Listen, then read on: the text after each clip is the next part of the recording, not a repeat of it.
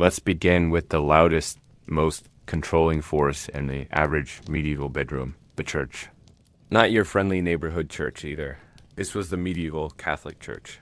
The unquestioned authority on souls, sins, schedules, and bed sheets.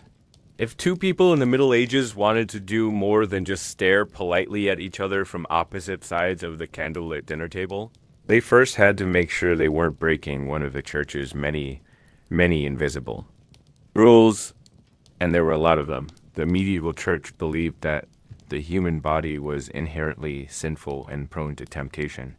And so, in its infinite worry, it declared war on pleasure. Not open war, but a slow, suffocating, bureaucratic strangling.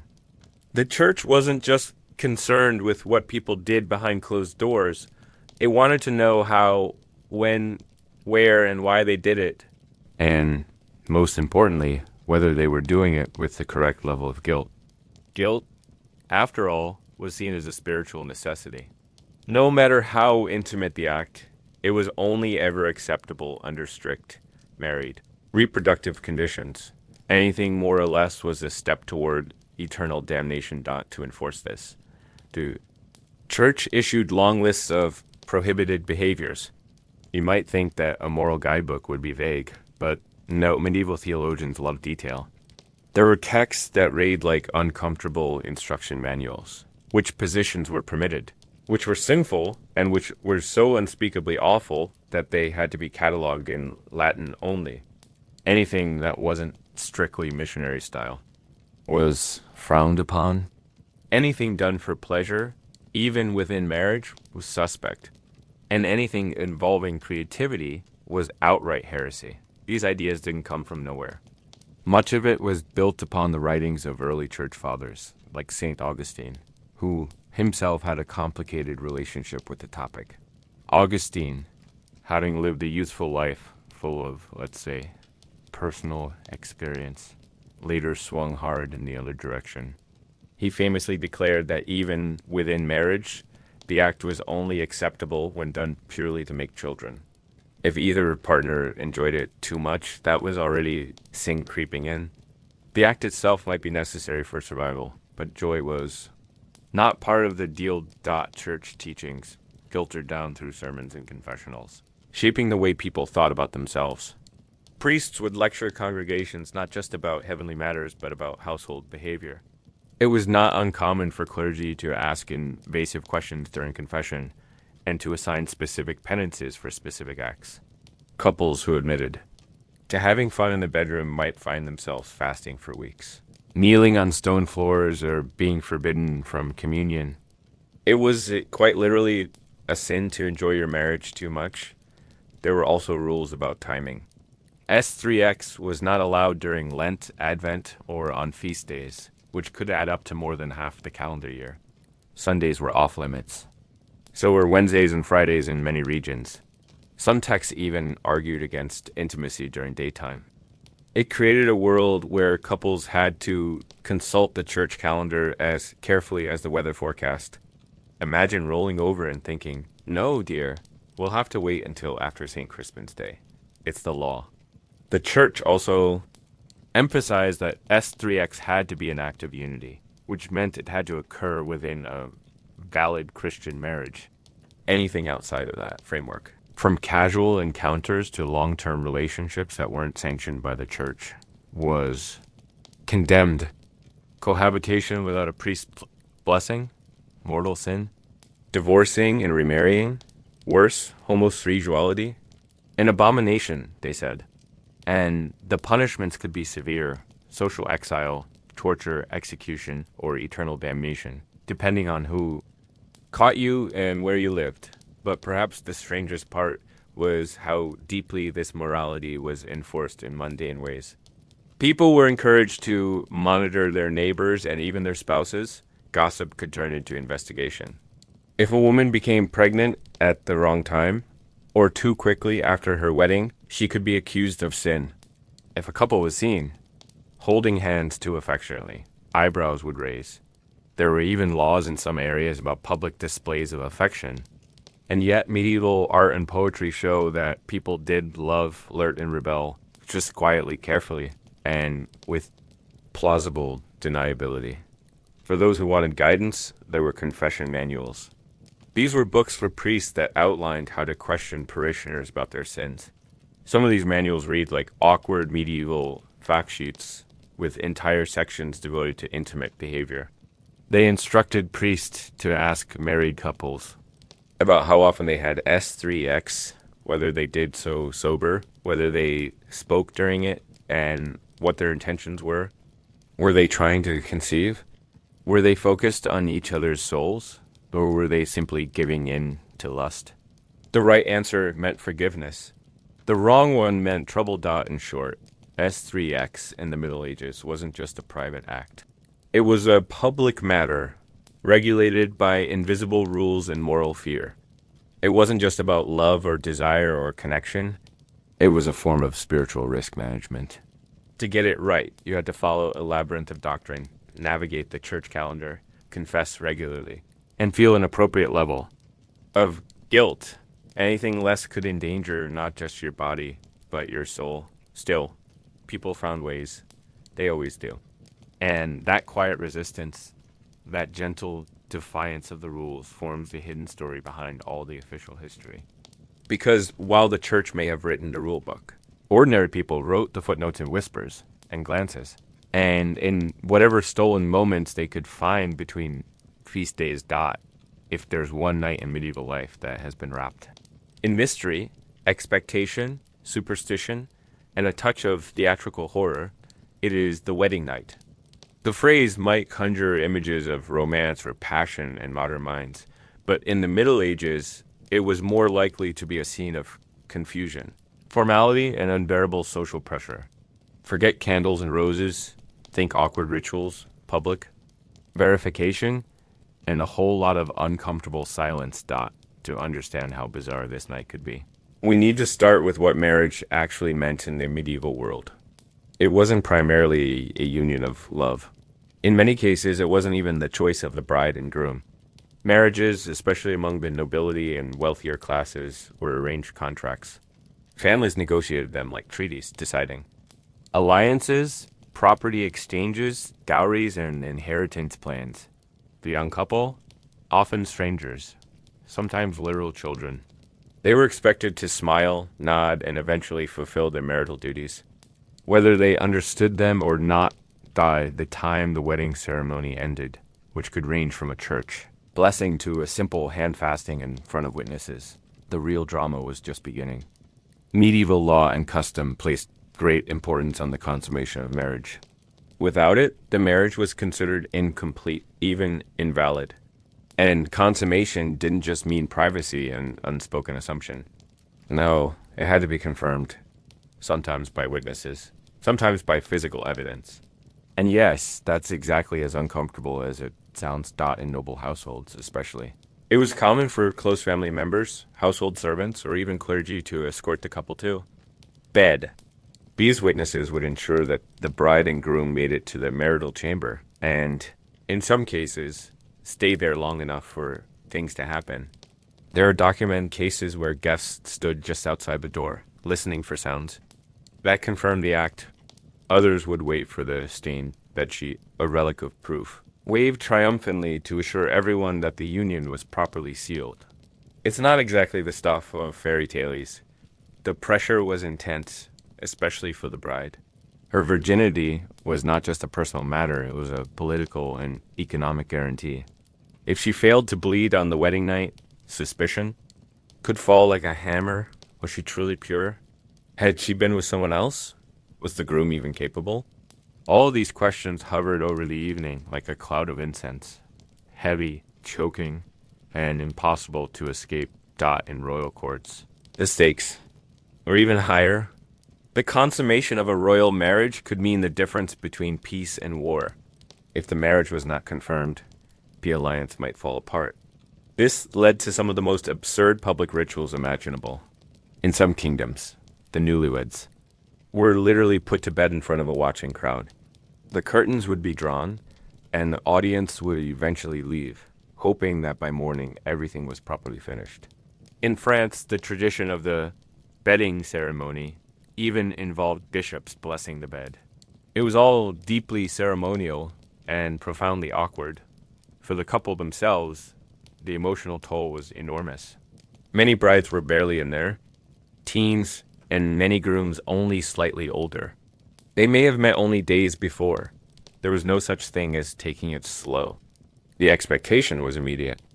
Combine that with a total lack of education about anatomy or intimacy, and the result was often a confusing, frightening experience for both parties. There were no books, no helpful talks, and certainly no privacy to ask questions.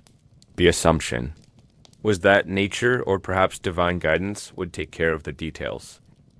And what if things didn't go as planned? If the couple failed to consummate the marriage, it could be grounds for annulment. But even more distressing, it could result in scandal. Families might accuse one another of deception. A non-virginal bride might be punished or rejected. A groom unable to perform might be mocked, investigated, or forced to undergo humiliating medical examinations. There are records of courts demanding proof of performance from grooms, sometimes in the form of confessions, witness testimony, or even physical demonstrations. Love, clearly, had very little to do with any of this. The social anxiety surrounding the wedding night extended to the couple's behavior too. They were expected to be dignified, modest, and restrained, even in bed. Excessive enjoyment was frowned upon. The act was supposed to be dutiful, brief, and oriented entirely toward reproduction. If the church had its way, even newlyweds were expected to carry their guilt into the bedroom. Fun was not on the official program, but not all wedding nights were ceremonies of trauma. For some couples, especially in villages or among the lower classes where surveillance was lighter and customs looser, the experience may have been gentler, if not entirely private. In some rural communities, traditions were more symbolic than literal. Friends might escort the couple to bed while singing songs or teasing them good-naturedly, but then leave them alone. Even so, the weight of expectation loomed large. Everyone would want to know the next day whether the deed was done. Gossip traveled fast. Silence was suspicious. The sheets were often inspected. What makes the medieval wedding night so uniquely strange is this collision of sacred duty, public scrutiny, and total personal ignorance. Today, a wedding is usually followed by a honeymoon. In the Middle Ages, it was followed by a test of biology, morality, and family honor. And unlike most tests, there was no chance to study beforehand. You were either ready or you weren't. And if you weren't, well, everyone was going to find out. So the next time you hear about wedding night jitters, think of the poor medieval couple standing before their entire extended family, under a canopy of embroidered linens, while a priest gives their bed a blessing. Think of the bride trying to remember everything she was told by older women, most of it half true. Think of the groom trying to project confidence while wishing desperately to be anywhere else. And think of the watchers outside the door, holding their breath and waiting for a sign, any sign, that the medieval marriage was off to a holy, sanctioned, slightly traumatizing start. If you were a medieval peasant looking for a moment of intimacy, you were going to need more than just desire. You needed stealth, timing, and a complete disregard for your own dignity. Because for most peasants, the concept of privacy didn't exist in any meaningful way. Walls were thin, beds were crowded, and homes were more functional than personal. The idea of slipping away for a quiet, private moment with your spouse or partner would have seemed as impossible as becoming a duke overnight. Not because peasants weren't interested in affection, far from it, but because the logistics were, frankly, ridiculous. Let's begin by looking at where peasants lived. The average medieval peasant household was a single-room structure. Maybe 2 rooms if you were unusually lucky or had just married into a family with some land. These rooms weren't divided by walls or doors. There were no hallways, no separate bedrooms, no master suites. In fact, there often wasn't even a bed. Or if there was, it was one bed, shared by the entire family. Parents, children, Grandparents, sometimes even unrelated workers or tenants all slept together. If there was straw on the ground, that was a mattress. If there was a wooden platform, that was a luxury. A blanket, if you had one, would be passed from person to person depending on who was coldest. Animals were common bedfellows too. Chickens, pigs, dogs, and goats wandered freely through the house, not because anyone thought it was charming, but because the animals provided warmth, could be monitored for health, and were simply part of the home economy. A piglet might sleep by the hearth, a rooster might wander between legs, and a cow might be only a few steps away behind a wooden partition that didn't reach the ceiling. Their presence added noise, movement, smell, and very little in the way of romantic atmosphere. So how do peasants manage to be intimate under these circumstances? The answer is carefully, creatively, and usually with an uncomfortable audience. There are records of couples whispering under covers, pretending to sleep while the rest of the house did the same. Others waited for special occasions, feast days, festivals, or long nights when other family members might be away at market or attending livestock. Sometimes older children were told to go gather wood, not because the fire was out, but because their parents needed just 15 minutes alone. The church calendar didn't help. As we mentioned before, there were dozens, even hundreds of days per year when the church declared S3X off limits. Lent, Advent, Saints' days, fast days, and holy days created a nearly impossible schedule for peasants trying to follow church rules, or at least avoid being publicly shamed by the local priest. This meant even more planning and guilt. The desire was there, but the opportunity was suffocated by theology, livestock, and snoring relatives. Even outside of marriage, affection wasn't easy. Courtship was often awkward and heavily supervised. A young man couldn't simply stroll into a cottage and propose a quiet moment with the girl he fancied. He had to meet her parents, often with a clear intention to marry. In some areas, however, local customs gave a little more freedom.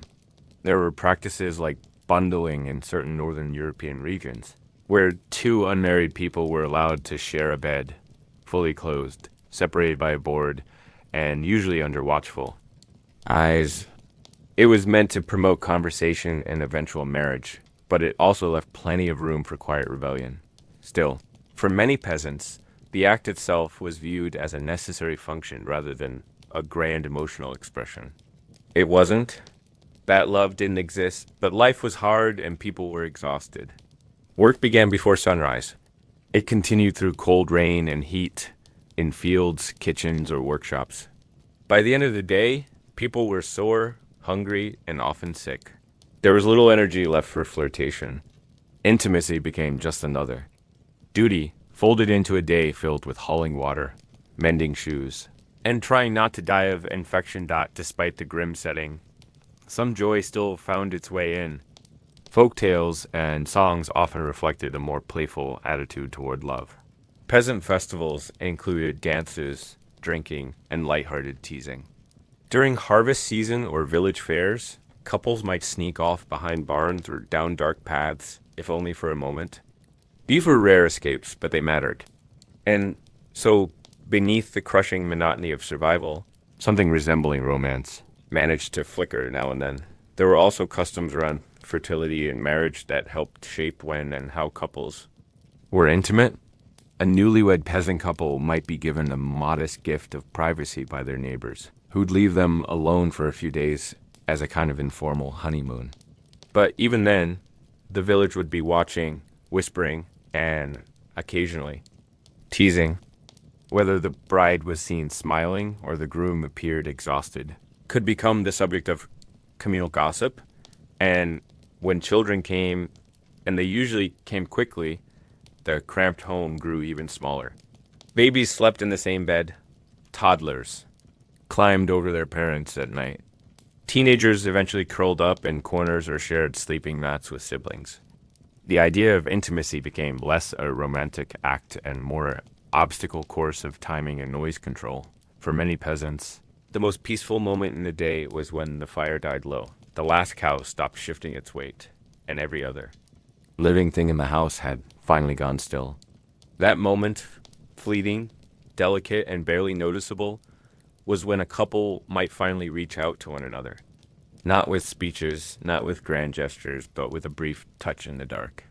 A silent understanding that, for all the chaos of life, they still had each other. It wasn't glamorous. It wasn't ideal, but it was real. And in that small space, between exhaustion and dawn, between the pigs and the priest, love in its simplest form managed to survive, not in the open air of courtly romance, but under a scratchy wool blanket, beside a snoring child, while a goat chewed something hidden at the foot of the bed, while peasants were wrestling with chickens and shared straw mattresses.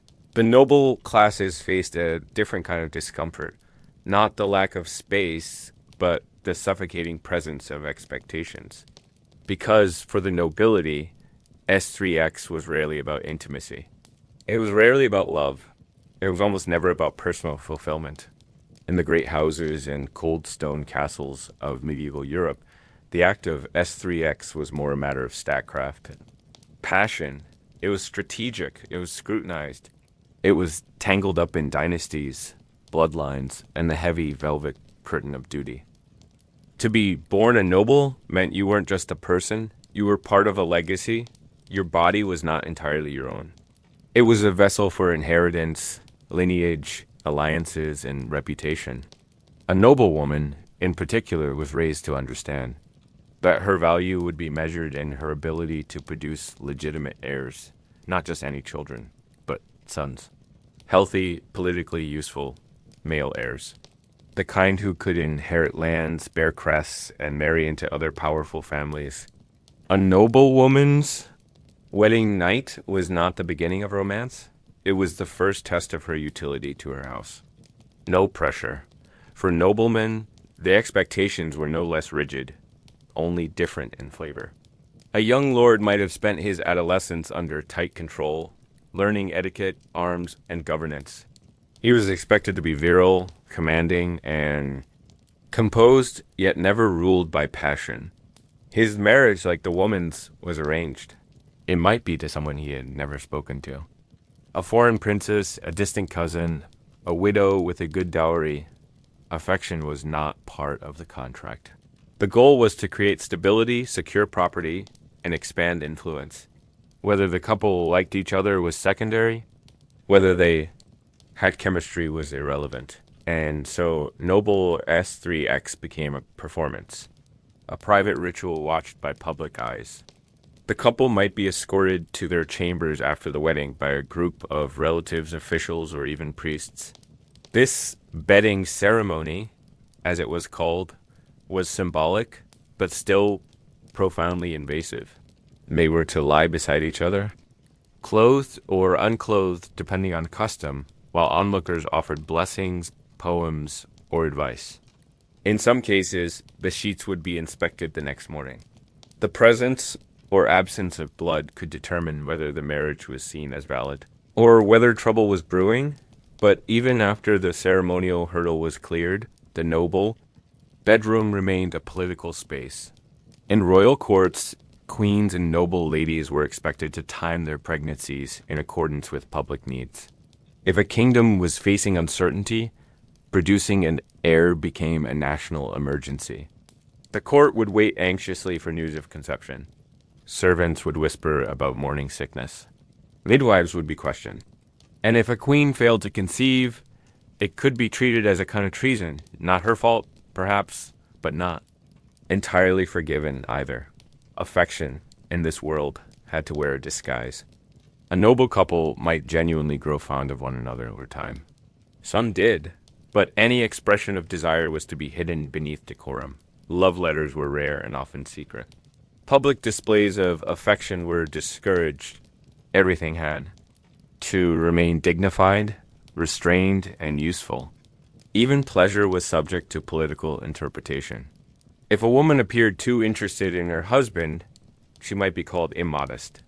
If a man strayed too far from his wife, he risked scandal, unless his mistress was carefully chosen and politically safe. Speaking of mistresses, it was common, though not universally accepted, for noblemen to maintain them. These were often women of lower status, courtiers, widows, even servants. In some cases, mistresses held real power. In others, they were discarded quietly. The church officially disapproved, of course, but powerful men often found ways to bend the rules. A mistress could provide affection, companionship, and yes, S3X without the burdens of succession. She was also, perhaps, the only person in his life who treated him as a man first, rather than as a title. For noble women, however, the rules were far stricter. An affair could ruin her reputation, her children's legitimacy, and her family's standing. If discovered, she could be imprisoned, exiled, or worse. Even rumors of infidelity were dangerous. Queens accused of adultery were sometimes put on trial. The consequences were not simply personal. They could shake entire kingdoms. And yet, despite the danger, many noble women did have affairs. Carefully, quietly, often with members of the court, knights, or tutors. These relationships were seldom just about passion. They were expressions of agency in a world where their choices were few. Through letters, poetry, and coded gifts, they claimed. Slivers of autonomy, a flower left on a windowsill, a ring passed during a feast, a glance held too long. These tiny rebellions against the system were risky, but also deeply human within noble households. The bedroom was also a stage of hierarchy. The master and mistress of the house might sleep in the same room, but rarely alone. Servants slept on floors, in adjacent spaces, or even beside the bed. Privacy was nearly impossible. Courtiers might enter without knocking. Ladies-in-waiting attended to every dressing and undressing. Even at night, there were attendants nearby. For women, especially, this constant supervision made any form of physical expression difficult. Secrets had to be carefully managed, and passions tightly controlled. The few surviving love letters from the period reveal much. They are often restrained, wrapped in metaphors, guarded in tone. A nobleman might refer to his beloved as a rose or a star, while avoiding any mention of the body. A noble woman might write about longing or affection without ever admitting desire. The stakes were too high for candor. Love had to be dressed in the language of virtue. And lust, when it appeared, had to wear the robes of poetry. It's worth remembering, too, that many noble marriages were age mismatched. A teenage girl might be married to a man twice her age. A young heir might be wed to a widowed duchess. The physical and emotional dynamics of these relationships were shaped by power, not parity. What happened in their bedrooms was not always mutual, not always kind, and not always remembered fondly. Consent, as a concept, was largely missing. From the vocabulary of the time, still, not every noble bedroom was cold or cruel. Some couples did find happiness. There are records of kings and queens who wrote tender letters, built private gardens, or exchanged meaningful gifts. There were counts and countesses who refused to remarry after their spouse died, citing love, rather than politics. And there were no doubt many quiet nights when two people sat beside a fire, holding hands beneath a fur blanket, simply enjoying each other's company with no audience. No duty, and no need to perform. But those moments were the exception. In the great houses of medieval Europe, S3X was usually a transaction, a tool of diplomacy, a responsibility weighed down by generations of lineage. The noble bedroom, for all its velvet and ceremony, was rarely a place of freedom. It was a chessboard, and every move had consequences. To understand how deeply the medieval world was shaped by the church. We must look not just at the rules it created, but at the emotions it cultivated, and none more than guilt and shame. These weren't side effects. They were tools, carefully crafted, carefully wielded, and embedded into the daily lives of nearly every person. From the peasant with mud on their boots to the noble kneeling in a private chapel. And nowhere did guilt work more quietly and more powerfully than in the realm of intimacy. From the earliest stages of life, medieval people were taught that the body was a vessel of sin. It was weak, It was dangerous. It needed to be controlled. The teachings of St. Augustine and other church fathers warned of carnal desires, labeling them as remnants of the fall, the consequence of Adam and Eve's original disobedience. In this view, S3X wasn't just a human act. It was a spiritual risk. Even inside marriage, it was laced with suspicion. Guilt was not a side effect. It was baked in. The idea was simple and terrifying. You could sin just by wanting something, not by doing it, simply by desiring it. Lustful thoughts, fleeting temptations, even dreams could be interpreted as sinful. A married couple might have done everything correctly, wed under church authority, performed the act modestly, even tried for children, and still feel guilty if there was pleasure involved. The church taught that pleasure was a slippery slope, a distraction from holiness, a threat to the soul, and so it promoted shame as a form of spiritual hygiene. Confession was the church's main delivery system for this guilt. Every sin required confession, not just murder or theft, but thoughts, urges, fantasies. Parishioners were expected to confess intimate details to their priests, who were then instructed to assign appropriate penance. There were entire confession manuals, hundreds of pages long, listing sins in categories and advising priests on how to question their flock. These books were clinical, even mechanical. Did the couple engage in S3X on a feast day? How many times? Did they speak during the act? Laugh? Seek enjoyment? These were all points of concern. For women especially, the pressure was immense. Female desire was viewed with deep suspicion. A woman who enjoyed S3X too much might be labeled unnatural. A wife who initiated intimacy might be scolded in confession. Even beauty itself was seen as a potential threat, a temptation to men, a tool of the devil, a distraction from spiritual duties. The ideal woman in church teachings was modest, silent, obedient, and ashamed of her body. Her virtue was tied directly to her purity, not just before marriage, but after in attitude and in behavior. Even a married woman could be too forward, too visible, too aware of herself. Men were not entirely spared. While they were given slightly more social leeway, the church still expected them to control their impulses. Masturbation was a sin. Adultery was a sin. Enjoying one's spouse too enthusiastically. That could be a sign too. A man who gave in to desire, even in marriage, was told he was risking his soul. The goal was always moderation. Self-restraint, a kind of spiritual flatness. Passion was for heretics. Joy was for heaven.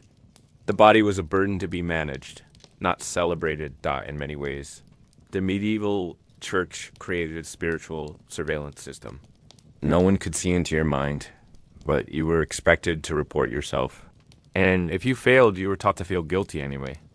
Even thinking that a sin wasn't really a sin could itself be a sin. This recursive guilt made intimacy incredibly complex. Couples had to navigate not just their own emotions, but the invisible voice of the church whispering in their ears. Was that too much pleasure? Too much closeness? Were they thinking about each other? Or were they being selfish? The church didn't stop at confession. Public shaming was also a powerful weapon. In towns and villages, moral failings were sometimes punished not with prison, but with exposure. A woman caught in adultery might be paraded through the streets. A man who consorted with prostitutes might be made to stand in the town square, in nothing but his underclothes, holding a sign describing his sin. Gossip and rumor served the church's ends, reinforcing the idea that sin was never truly private. Everyone was watching. Everyone was judging, and it didn't end with the act itself. Guilt followed people through life. If a child died young, parents might wonder if it was punishment for past sins. If crops failed, if illness struck, if bad luck followed, it was easy to believe that personal guilt had summoned divine displeasure. The body and soul were linked in suffering. The bedroom became a place of spiritual danger, not comfort. Every moment of intimacy was a potential lightning rod for punishment. There were a few exceptions. Some mystics and theologians tried to soften these teachings. They wrote about love as a divine reflection, about union as a sacred act. But these Voices were few, and often silenced. The dominant message remained: S3X was necessary, but never safe. Guilt was not just encouraged, it was required. If you didn't feel ashamed, something was wrong. You had failed to understand the seriousness of the soul's struggle, and so, across medieval Europe, people knelt in confession, whispered their desires with downcast eyes, and walked away carrying invisible weights. The joy of closeness, if it ever came, had to pass through a narrow gate of guilt. Shame clung to the walls of the home, sat quietly at the foot of the bed, and followed people into their prayers. It's easy now to look back and wonder how anyone found happiness under such a regime. But people are resilient. They adapt. They find joy in small things, in laughter and gestures, in the silent rebellion of loving each other without permission. Even in a world ruled by guilt, the human spirit finds ways to breathe.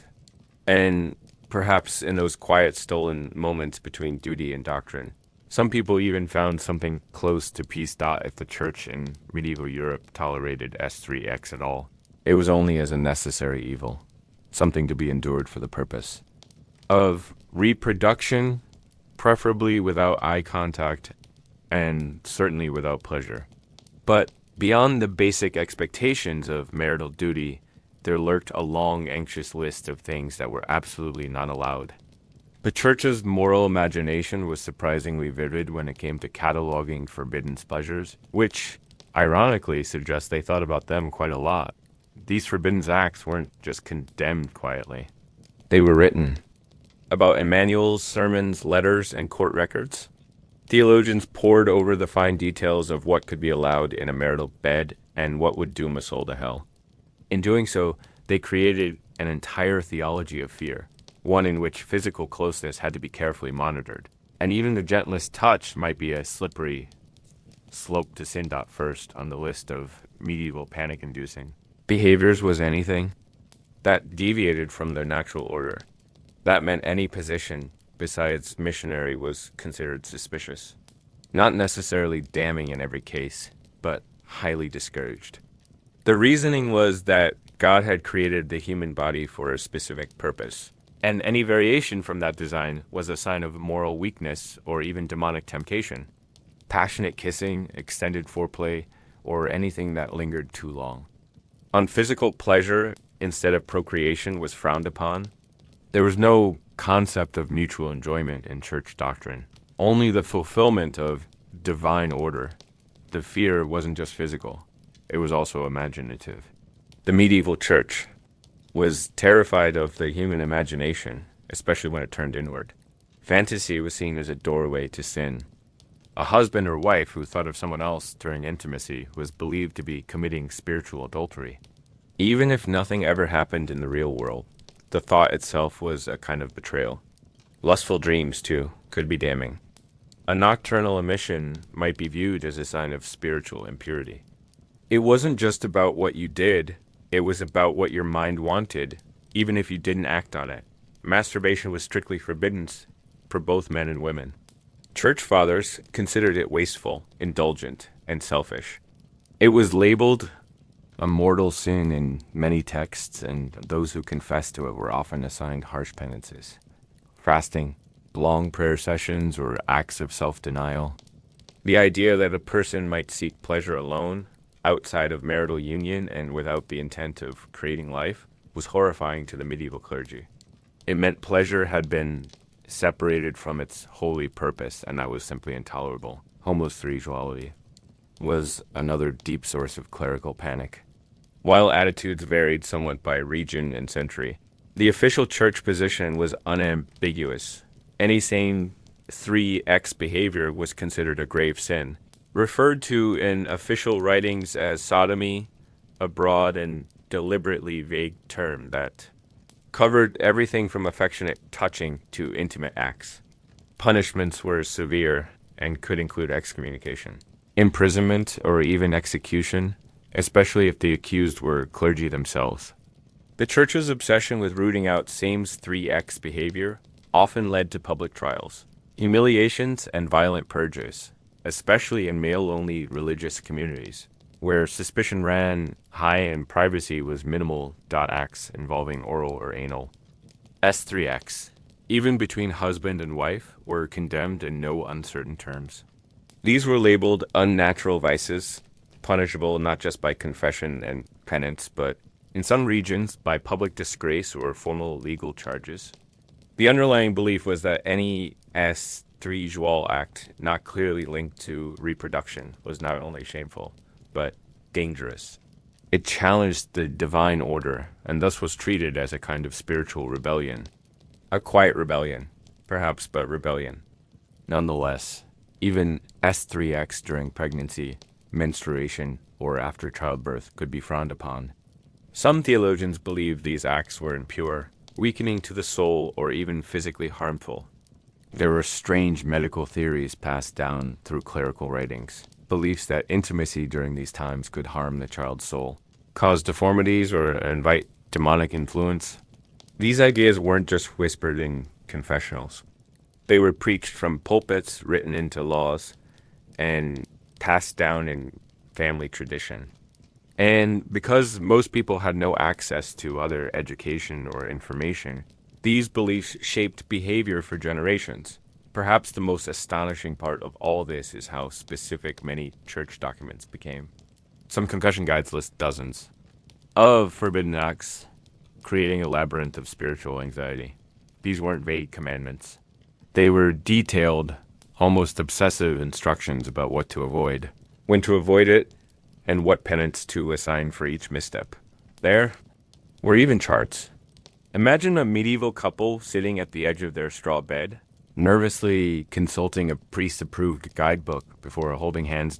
And if you think this paranoia stayed inside church walls, think again. These forbidden pleasures often became public matters. If someone was accused of engaging in any of them, especially if they were caught, their entire village might learn about it. Shame was a community tool.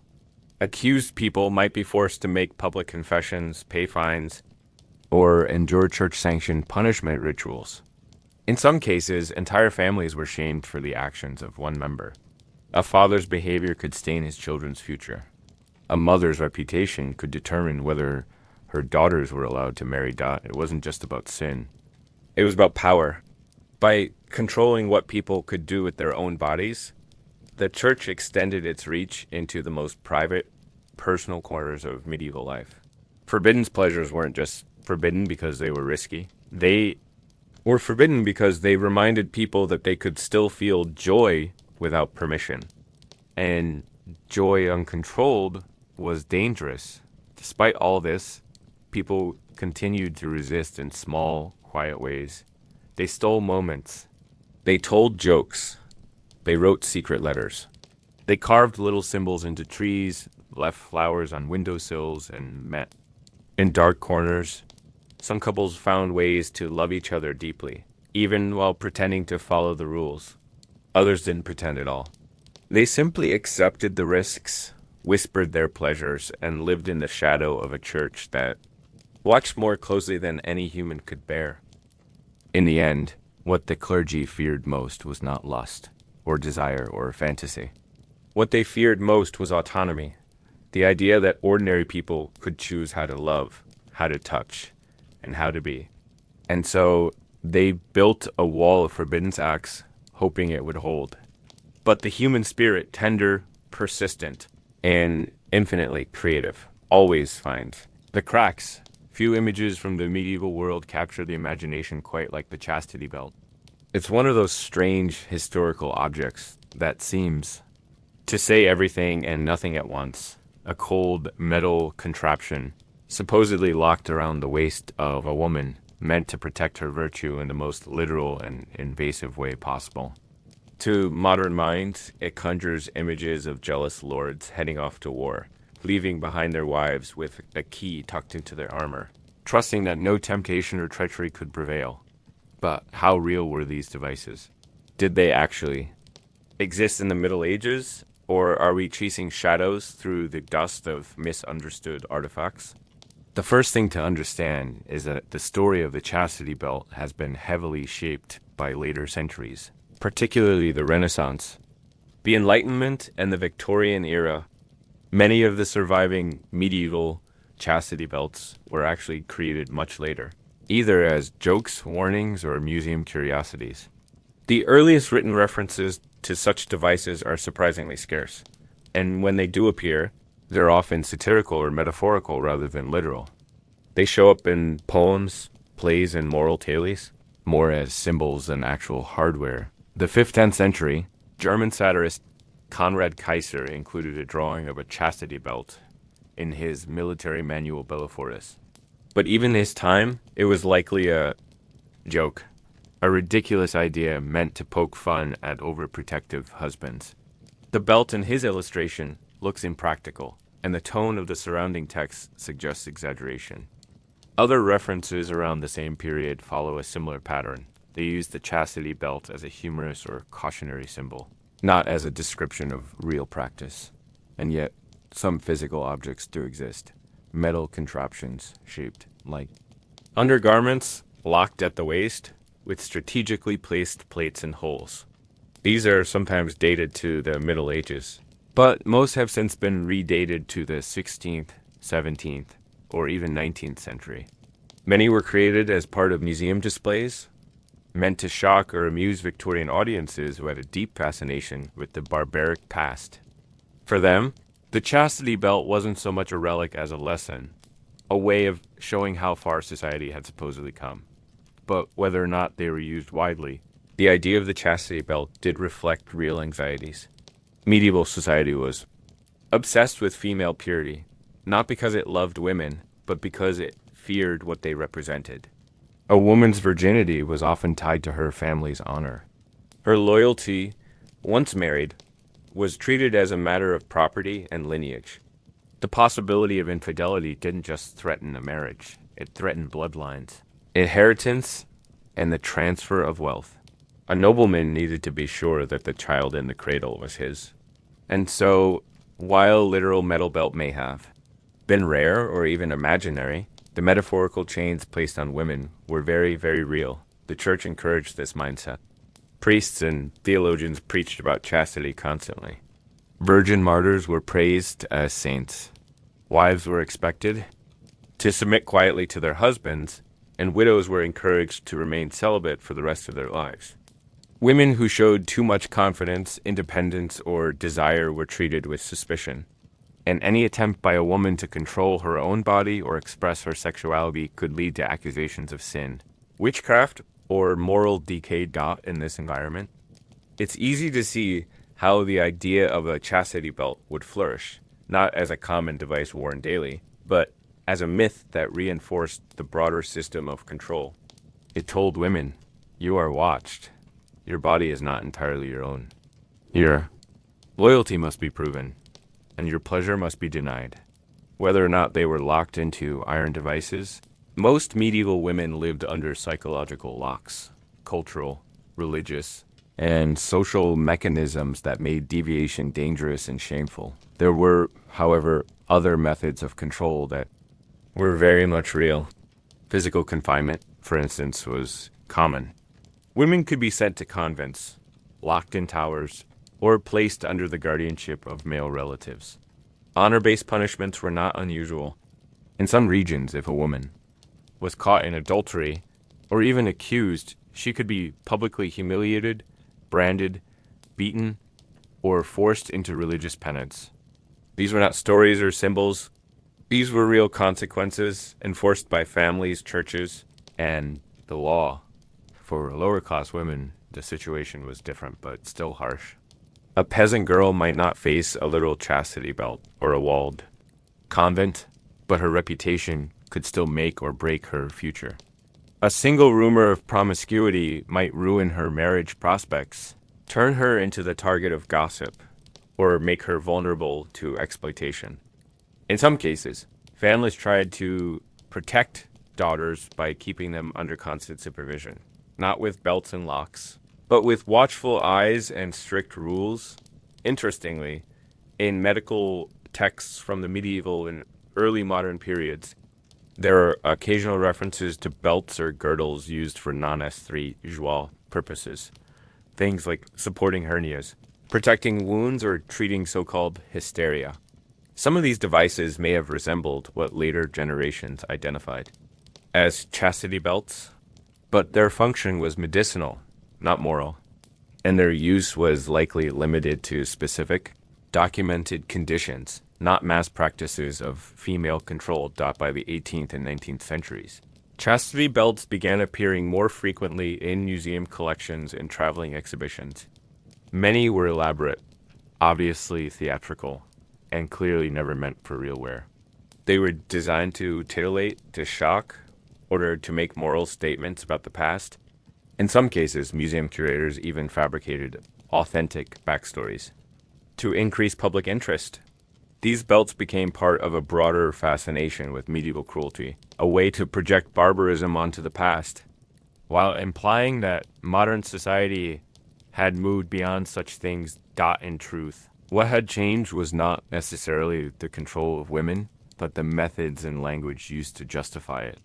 Where medieval men had used religion and imagined belts later, men used science, psychology, and social reputation. The restraints may have become invisible, but they were no less restrictive. So, were chastity belts real? Perhaps in a few rare and isolated cases, though probably not in a way we imagine. Were they widespread? Almost certainly not. Were they symbolic of a much broader system of sexual control, suspicion, and shame? Absolutely not, and perhaps that's the more important truth. The real chastity belt wasn't made of iron.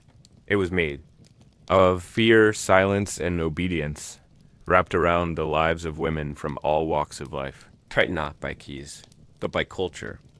And that more than any dusty museum relic tells us how the medieval world really worked. When we think of medieval life, we often think of abundance, not in riches or luxury, but in children. Large families were common, and children were seen everywhere, from cradles to fields, toddling after goats or helping carry buckets before they could write their names. But this doesn't mean medieval people wanted endless children. In fact, just like people today, they often hope to delay, space out, or even prevent pregnancy altogether. The difference, of course, was that their understanding of how to do so was murky, limited, and wrapped in layers of folklore, church teaching, and guesswork. And so they tried with herbs, potions, charms, and whispered advice, most of which didn't work. Let's begin with the mindset. The medieval world was not entirely naive about reproduction. People knew that S3X led to pregnancy. They understood in a general, imprecise way that something passed from a man to a woman and that this resulted in a child.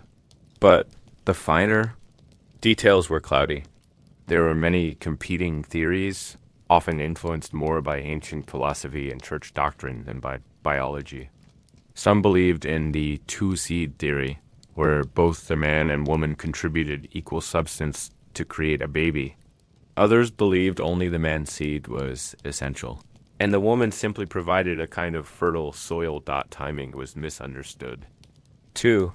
Ovulation was unknown. The menstrual cycle was poorly mapped. Many believed that conception was more likely during or just after menstruation, which is ironically the opposite of the actual fertile window. So even when people wanted to avoid pregnancy, they were aiming at a target they couldn't see, using a bow carved from hearsay. Despite this, methods were attempted. Some were surprisingly practical, though rarely effective. One of the most common was coitus interruptus, the withdrawal method, which is still known today and still unreliable. It was frowned upon by the church, of course, but practiced anyway. It didn't require tools or preparation, and for many couples trying to delay another mouth to feed, it was better than nothing. Then there were the herbal remedies. Across Europe, women shared knowledge of plants believed to prevent pregnancy or even end it. These were passed down not in books, but in quiet conversations. Grandmother to granddaughter, midwife to apprentice. The most famous of these was silphim, a plant so popular in the ancient world for contraception that it was harvested to extinction. By the medieval period, it was gone, but its legend remained, and people sought substitutes. Pennyroyal was one. Such substitute, a small flowering herb with a strong minty scent. It was used in teas, tinctures, and sometimes even as a vaginal pessary. Other herbs included rue, Queen Anne's lace, juniper, and wild carrot seeds. Some were boiled into potions, others ground into powders. The instructions varied, often wildly. Some recipes called for drinking the mixture after S3X. Others insisted it had to be taken beforehand. Still others were vague, relying on superstition. As much as dosage. The problem, of course, was that these herbs were unpredictable. Dosage was imprecise. The plants varied by region and season, and the human body responded differently each time.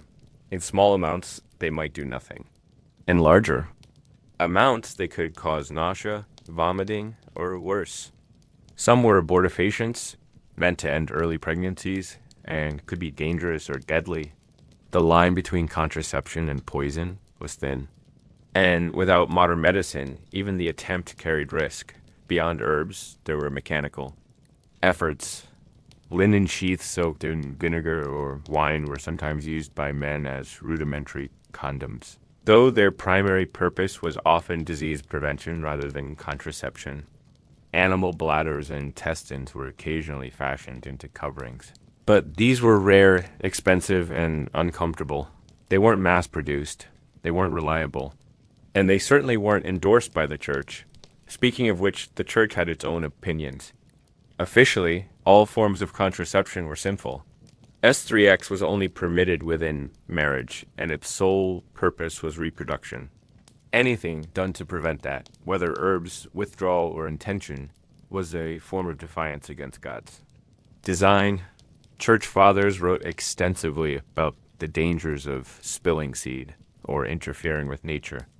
These writings weren't just academic, they were echoed in sermons, whispered in confessionals, and enforced through public penance. A couple caught using birth control or even suspected of trying could be scolded, fined, or forced into spiritual correction, and yet people continued to try because no matter what the church said, reality was inescapable. Children were expensive, women were exhausted, food was scarce.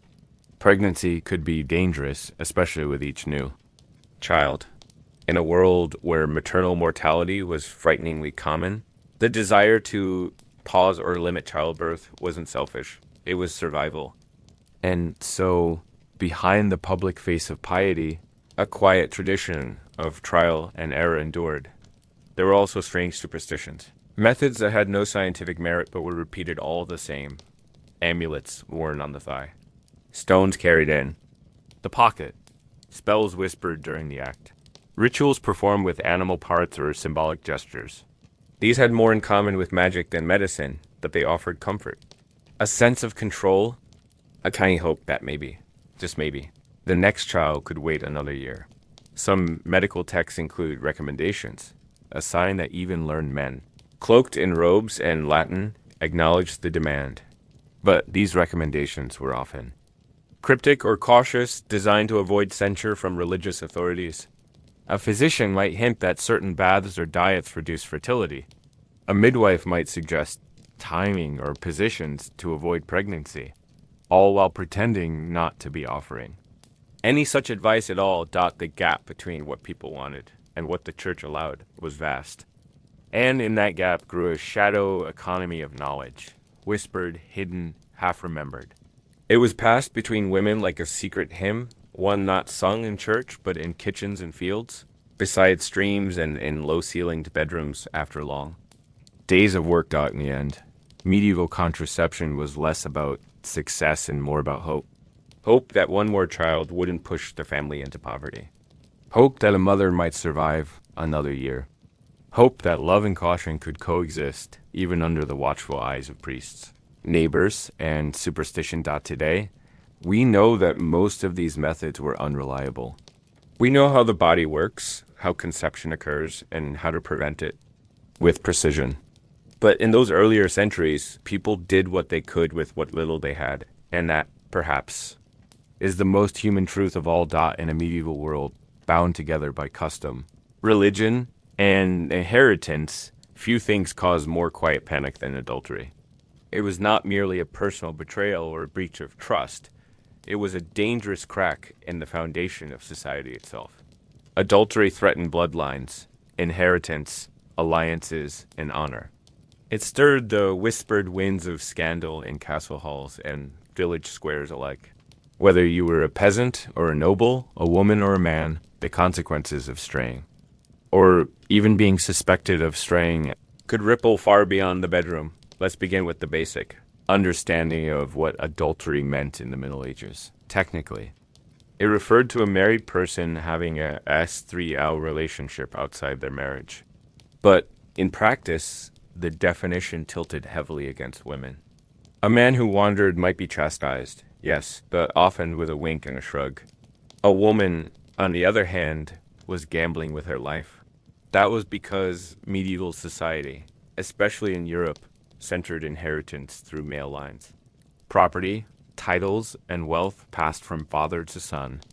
And so knowing with certainty who the father was became a matter of social and political survival. This anxiety about lineage is why female fidelity was policed so much more aggressively. A woman's body became a symbol of her husband's honor, her family's reputation, and her children's legitimacy. If she committed adultery, the entire structure of kinship and trust could unravel. A child born of another man might accidentally inherit land or titles, a scandal not just for the family, but for the entire feudal order. And so guarding women's behavior became a communal obsession. Surveillance wasn't subtle. Married women, especially noblewomen, were rarely alone. They were attended by maids, chaperoned in public, and often married off to men chosen by their families, sometimes before they were old enough to understand what marriage truly meant. A suspicious husband could confine his wife to her quarters. He could control who she spoke to, what letters she received, even what she wore. If he suspected infidelity, he might have her followed, her servants interrogated, or her midwife replaced. The tools of control were social, religious, and sometimes violent, but despite these restrictions, adultery still happened. And when it did, the consequences varied widely depending on one's class, gender, and connections. For noble women, the stakes were extraordinarily high. If a queen or lady of the court was caught in an affair, the result could be devastating. Consider the tragic case of Anne Boleyn, second wife of King Henry VIII, who was accused of adultery, along with incest and treason, and executed in 1536. Her downfall wasn't just about love or passion.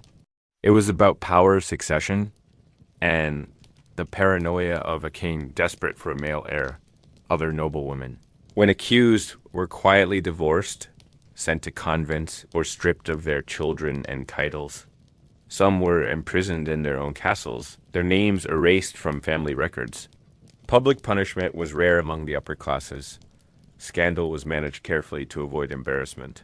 But behind closed doors, punishment could be harsh and lifelong. For common women, the punishment was often more public. In many towns, women accused of adultery could be humiliated in the marketplace. Shaved heads, torn clothing, or signs hung around their necks announcing their crime. In some places, women were forced to ride backward on donkeys through the town square or wear symbolic garments. Others were fined, whipped, or banished altogether. The church also took an active role. Adultery was not just a civil issue, it was a sin. Priests heard confessions, issued penance, and sometimes forced couples to do public acts of repentance. A woman might be made to kneel in church in front of her neighbors, confessing her guilt aloud. If she was lucky, the punishment ended there. If she was not, she might be denied communion or even excommunicated, cut off from the community, and from the hope of salvation, men were treated differently. A husband who strayed might be warned or fined, but rarely punished as harshly. If he took a mistress, it might be whispered about, but not prosecuted. If he fathered a child out of wedlock, it could be quietly acknowledged or ignored.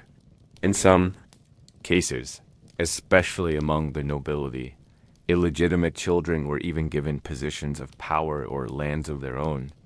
The double standard was vast and rarely questioned. Still, weren't immune to danger.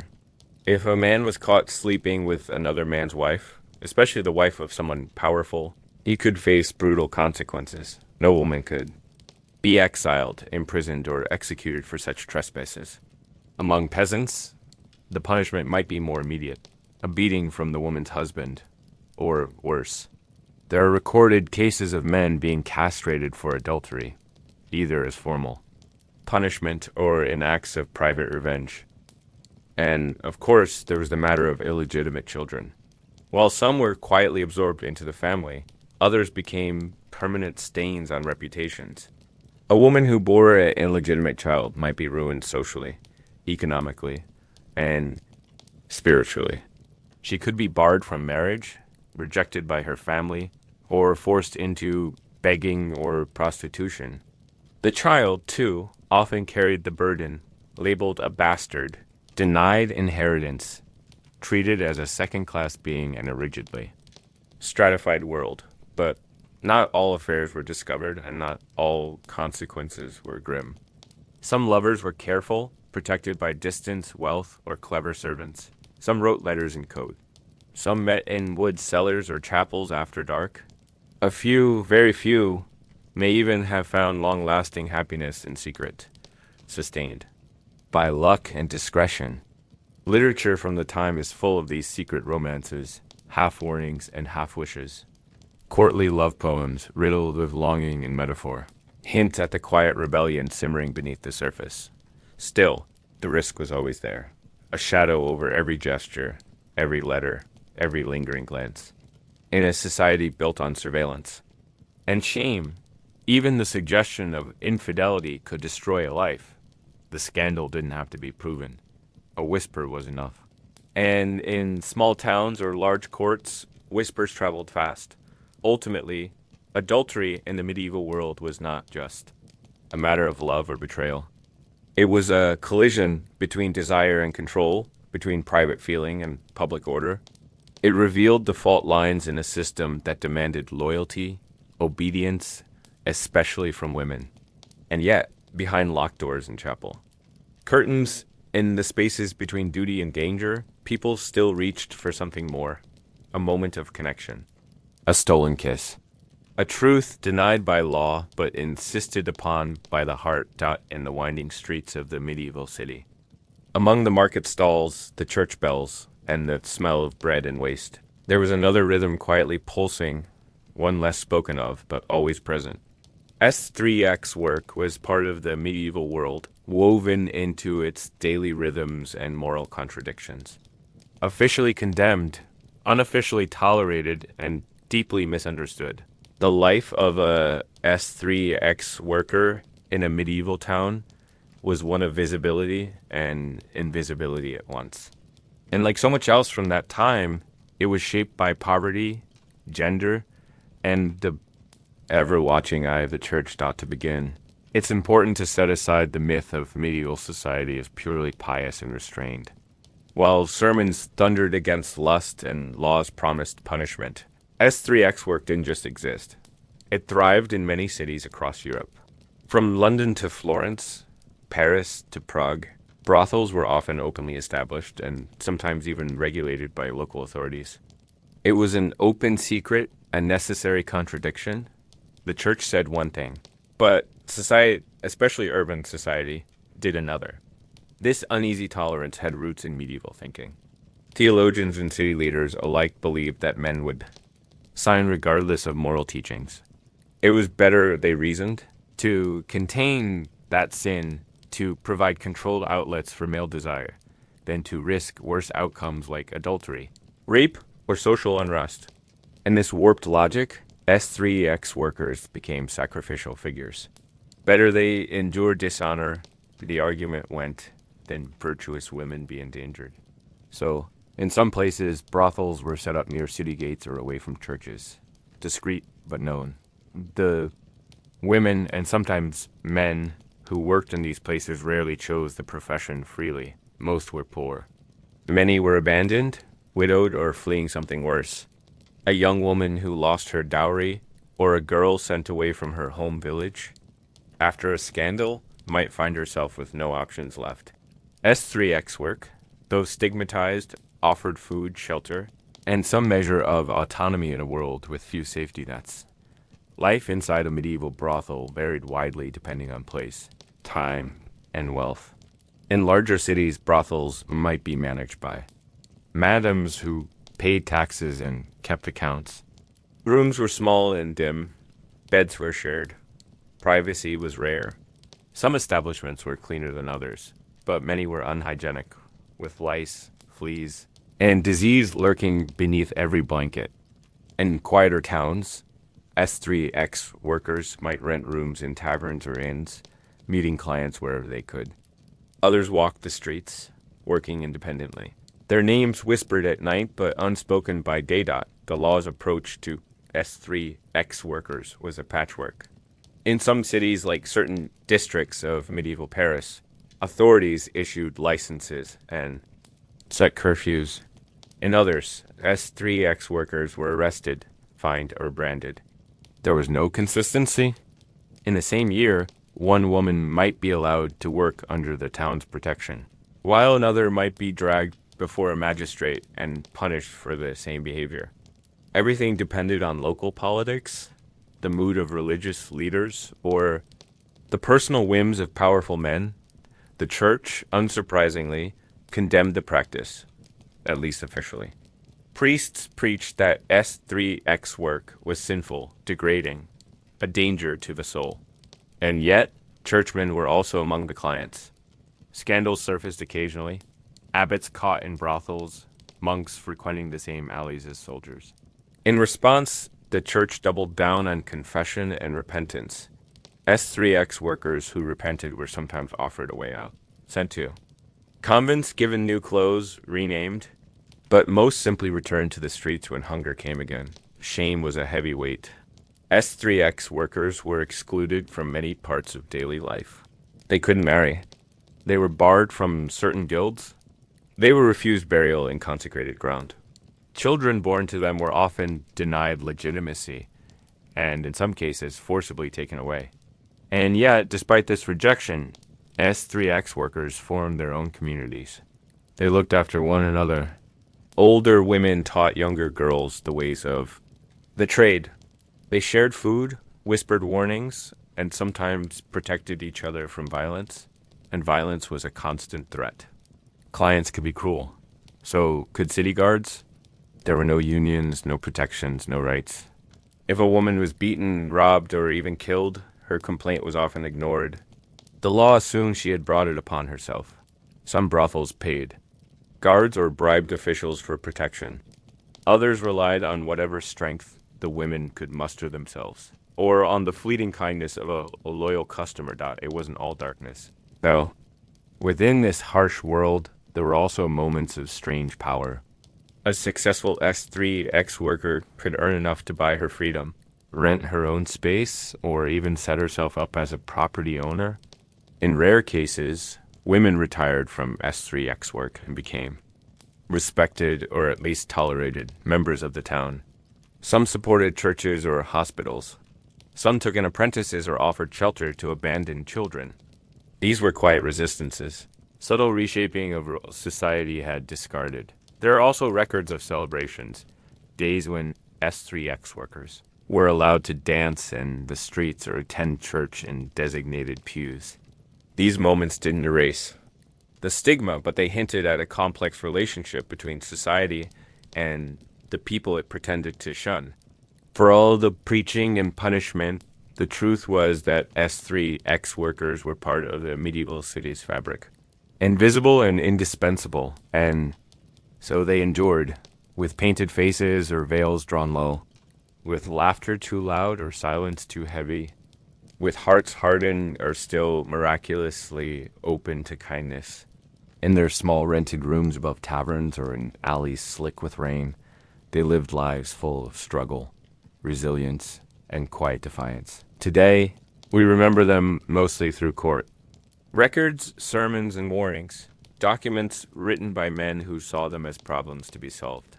But if you listen closely to the gaps in those records, you can still hear something softer. The rustle of fabric in a darkened hallway. The creak of a door that opened and closed 100 times. The sound of a woman whispering to another. This is how you survived in the medieval world. Few things were more prized, more feared, or more carefully guarded than a woman's virginity. It was spoken of in whispers and sermons, measured by custom, guarded by law, and traded like a kind of spiritual and social currency. To be a virgin before marriage wasn't simply a matter of personal virtue. It was the cornerstone of a family's honor, a tool of economic strategy, and in many cases, the only thing standing between a girl and ruin. And yet, as with so many medieval ideas, the obsession with virginity reveals less about the women themselves and more about the society that surrounded them. Let's begin with the church. As the moral and spiritual authority of the time, the church played a powerful role in defining virginity not just as desirable, but as sacred. Virginity was more than a state of being. It was a holy condition, a symbol of divine purity. The Virgin Mary, held up as the ultimate example of womanhood, created an impossible ideal. To be pure was to be godly. To be anything less was a spiritual liability. Clergy praised virgin martyrs, saints who, according to legend, chose death over the loss of their purity. These stories were not just pious tales, they were instructional. Girls were taught to fear the loss of their virginity more than injury or even death. To die intact was seen as noble. To survive dishonored could mean a lifetime of penance. But the church's ideals were tangled up with more worldly concerns. In noble households and merchant families alike, a daughter's virginity was an asset. Marriage was not a romantic affair in most cases. It was a business transaction, a political alliance, a careful bargain between families. A bride who was known or even suspected to have lost her virginity before marriage was considered damaged goods. Her bride price might be lowered. Her husband might reject her. Her entire family could suffer socially to protect this fragile commodity. Young girls were often surveilled from childhood. In noble homes, they were kept indoors, guarded by chaperones, accompanied at all times. Their letters were read. Their interactions restricted. Their clothing was designed not just for modesty, but for control. Tight-laced bodices, layers of fabric, and symbols of virtue stitched into their hems. In lower-class homes, the measures were different, but just as intense. A peasant girl might be watched not by servants, but by neighbors. Gossiping tongues ready to tear her reputation apart at the first misstep. There were even crude tests for virginity, though none were reliable. Some believed in the two-finger test, a brutal, invasive examination. Others looked for blood on the wedding sheets, a sign that the bride had been untouched. In some traditions, those sheets were even displayed to witnesses, held up as proof. This was not private business. It was public spectacle.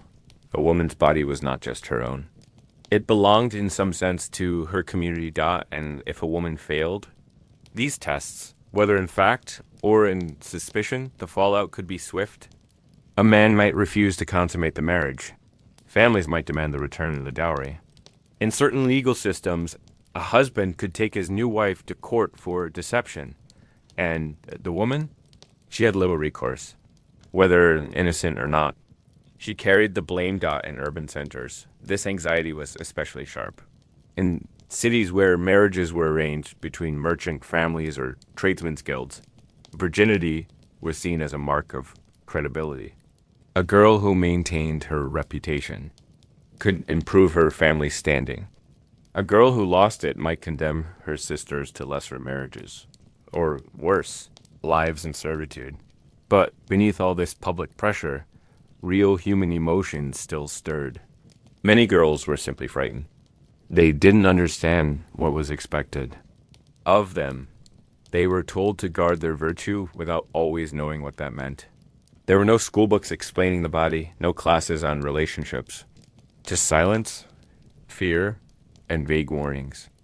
And so they waited often until their wedding night, knowing that their value might be judged in a single moment by people who had never cared for their thoughts or dreams. Some women, however, resisted. There are scattered records of girls who ran away, who eloped with lovers, who joined convents to avoid forced marriages. Some engaged in bundling, a courtship practice where couples were allowed to sleep in the same bed with a board between them, or wrapped in layers of a cloth as a kind of halfway step. These traditions were meant to preserve virginity while allowing closeness, but often they failed, and when they did, it was always the woman who bore the blame. Interestingly, there were women who used the expectations of virginity to their advantage. Convents, for example, were often full of women who wanted autonomy. Some became abbesses, scholars, or mystics, highly respected within their communities. In rare cases, they could wield more power unmarried and pure than they ever could as wives. Their virginity became a shield, a kind of spiritual armor that allowed them space to think, speak, and lead. But for most, virginity was not empowering. It was exhausting. It was a weight to carry, a test to pass, a mirror, held up by strangers. A girl might lose her virginity through violence, deception, or mere curiosity, and the outcome was almost always the same. Shame, secrecy, the burden of hiding or confessing, of being labeled and left behind in all of this, the actual human. Experience was nearly forgotten. No one asked how a girl felt. No one wondered if she was frightened, confused, or curious. The system didn't care about emotion, only about the surface. The symbol, the myth, and perhaps that's the most heartbreaking part, that something so intimate, something so personal, became nothing more than a transaction. A gate, a badge of worth in a world that didn't know how to love without. Ownership. Today, we understand that virginity is not a marker of value. But in the medieval world, it was everything. And in that dark, candlelit silence before a wedding, when the guests had gone quiet and the sheets were being prepared, many girls must have felt it. The weight of 1,000 expectations, the fear of judgment, and the hope, however small, that someone would see them for more than just that dot in the quiet stone corridors of monasteries and convents.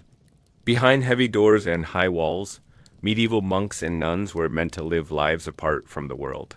Lives of prayer, simplicity, silence, and self-denial. These were places where the body was subdued and the soul was raised, where bells marked the hours and desire was meant to be surrendered. But even behind cloistered walls, human nature did not vanish. In fact, in many ways, it became sharper, reshaped, redirected, and sometimes repressed into dangerous or heartbreaking silence. Let's begin with why so many men and women joined. Religious orders in the first place. For some, the decision was genuine, a longing to serve, to learn, or to withdraw from the noise of the world. But for many others, the path to the monastery or convent wasn't chosen freely. It was chosen for them. A younger son, unlikely to inherit land, might be sent to a monastery. A daughter without a dowry might be given to the church instead of married off. Families saw monasteries not only as spiritual sanctuaries, but also as practical solutions, places to send unwanted heirs, politically inconvenient daughters, or restless boys. A noble family might even place multiple children in religious life to protect their lands from being divided. And so behind those thick walls were not just saints and scholars, but ordinary people. People with thoughts, questions, dreams, and yes, desires. The rules of monastic life were strict.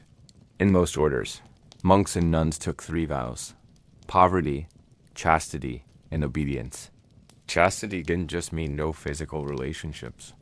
It meant controlling thoughts, emotions, and even dreams. There were rules about how to sleep, how to dress, how to look at others.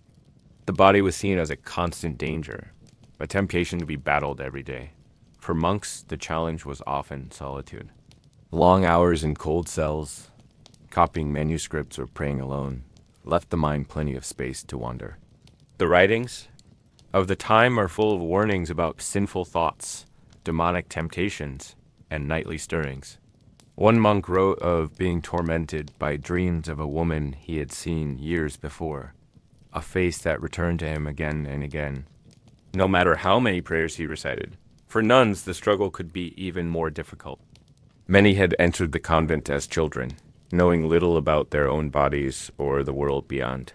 They were taught to fear disease as a fault, a flaw, and yet it lingered in private diaries, in marginal notes of manuscripts, and in whispered conversations. We find glimpses of longing for touch, for companionship, for something more than the endless cycle of mass and chores.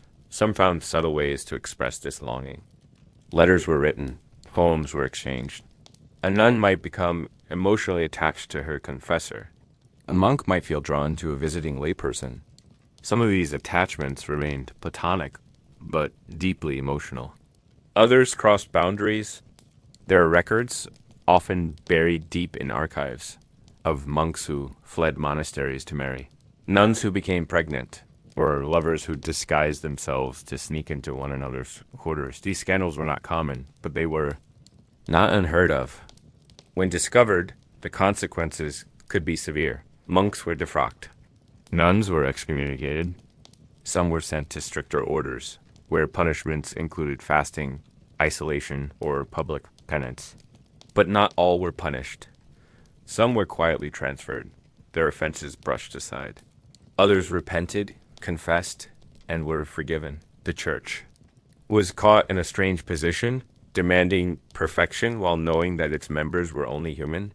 Monastic leaders wrote detailed rules on how to handle impure thoughts. Some abbots prescribed cold baths, long fasts, or even self-flagellation to drive out temptation. Others recommended hard labor, the idea being that a tired body wouldn't have energy left for longing. But even in these attempts to suppress desire, there was a kind of admission that it could not be fully erased. That the vow of chastity was not just a rule, but a battle, sometimes lifelong, and never truly won. Some monasteries and convents developed unusual reputations. In parts of France and Italy, travelers whispered of lax rules and private liaisons. Certain convents were known for their music, their wine, or their unusually worldly inhabitants. Some became centers of quiet rebellion, places where women read banned texts, wrote poetry, or held gatherings behind closed doors. These stories, of course, were often exaggerated, spun by gossip or disapproving priests. But even if only half true, they reveal the complexity of cloistered life. Not all secret desires were romantic or physical. Some monks and nuns longed for knowledge, for books, debates, or news from the outside world. Some yearned for beauty, a sunrise, a painting, a garden beyond the walls. Some longed for the life they never got to live, the spouse they never had, the children they never held. These longings, too, were buried under silence, wrapped in layers of liturgy and routine. But they didn't disappear, and yet within this quiet struggle there was also comfort. Many monks and nuns did find peace. Some built deep friendships, spiritual connections, or lives of quiet fulfillment. The monastery offered structure. The convent offered purpose. In a world of chaos and war, they were sanctuaries, even if imperfect ones still. It is important not to romanticize too easily. The vow of chastity was not freedom from suffering. It was often a source of suffering in itself. Not because people were weak, but because they were human, and because a life lived without tenderness, without touch, without affection, can be a lonely one. In the end, monks and nuns were not angels. They were not saints carved from stone. They were people with blood, breath, and longing.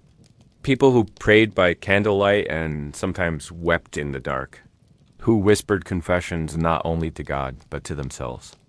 And who, even within stone walls, could not always quiet the hum of the heart. In the modern world, a wedding night is often imagined as a private, tender affair, the beginning of a shared life behind closed doors in peace and privacy. But in the medieval world, the wedding night was rarely private, rarely peaceful, and almost never truly about the people involved. Instead, It was a public concern, a matter of law, property, and legitimacy. A ritual that turned the most personal of acts into something supervised, observed, and recorded to understand why. We have to remember what marriage was in the Middle Ages. It wasn't primarily about love. It was about alliance between families, estates, kingdoms, or communities. A marriage joined two lines, two fortunes, and sometimes two very unwilling individuals. And the moment that mattered most wasn't the vows or the feast or even the exchange of rings. It was the consummation. Without consummation, a marriage wasn't fully legal. It could be annulled, disputed, challenged in court. And so, proving that it had taken place became a matter of utmost importance, especially when land, titles, or heirs were at stake in noble households. The process could be elaborate and strange. After the wedding feast, which might last hours or even days, the couple was led, often literally, to the marriage bed. There might be music. There might be jokes. Guests might carry candles or sing bawdy songs. In some regions, friends and relatives followed the couple to the bedroom. In others, they stopped at the threshold, watching as the newlyweds were tucked into bed, sometimes with symbolic gestures. Shoes removed, sheets turned back, wine passed between them. But in certain households, especially among the upper nobility, things went even further. Witnesses, often women from the bride's family and men from the groom's, remained in the room, or just outside, listening. In some cases, they might even inspect the bed the next morning. Blood on the sheets was seen as proof of virginity. And consummation. A lack of it could lead to questions, suspicions, or even disputes over the legitimacy of the union. These were not quiet customs. They were legal safeguards. Physical tokens of a contract fulfilled. In some parts of Europe, written records of consummation were created and preserved, notarized like any business deal. And if consummation didn't occur for whatever reason, the marriage could be annulled by the church, even years later. If a husband claimed he'd never been able to perform the act, or if a bride claimed she'd never truly agreed, the whole foundation could crumble. The pressure, unsurprisingly, was immense. For the bride, the wedding night was often her first real experience of spirituality, and it arrived with an audience, expectations, and very little guidance. She was expected to prove her virtue, her obedience, and her usefulness as a wife, all in one moment. For the groom, the pressure was no less. He had to prove his virility, his control, and his ability to produce heirs. Failure was not just embarrassing. It could be legally and socially disastrous. The expectations were so intense that many manuals, written by clerics or physicians, offered advice for the wedding night. Some recommended warm baths, herbs, or specific foods to calm the nerves. Others offered awkward instructions about how to proceed modestly. In some traditions, the bride and groom were expected to pray together before lying down, asking God to bless the union and guide their actions. And while all of this may sound distant and formal, the truth is that the experience was often awkward, uncomfortable, and confusing. Two people, sometimes strangers, sometimes teenagers, placed together under immense scrutiny, expected to perform a deeply personal act on command. The results were not always smooth. And yet, the ritual mattered more than the feeling. What was needed was not joy or tenderness, but evidence. In lower class communities. The practices were different, but no less intense. Peasants and townsfolk often married for practical reasons, to unite land, secure workers, or comply with village norms. The wedding night in these cases might take place in a one-room home with family nearby or even sharing the same space. Privacy was a luxury few could afford. In some regions, traditions like chivalry, noisy gatherings of neighbors outside the bridal home, continued long into the night, a raucous mix of celebration and surveillance. There were also communal expectations about what a successful wedding night should produce. In some areas, the community demanded proof of virginity or consummation, sometimes in the form of stain sheets, sometimes through public declarations. There are records of midwives being asked to inspect the bride afterward. In rare but Well-documented cases, if the marriage had political significance, witnesses were expected to swear that the act had been completed, even if they had no way of truly knowing. For those who failed, for couples who, through nerves, illness, or fear, didn't consummate the marriage, the consequences could be long-lasting. Family disputes arose, legal documents were filed. In some cases, bishops or judges were asked to investigate. Priests were brought in to counsel the couple. Friends were asked to offer advice. And through it all, the couple remained under pressure. Their private struggle turned into a public concern. Sometimes, this pressure led to cruelty. Husbands accused their wives of deception. Wives were accused of withholding. Allegations of impotence or frigidity, though couched in formal language, became weapons. Marriages broke down before they truly began. And yet, despite all of this formality, there were moments of humanity.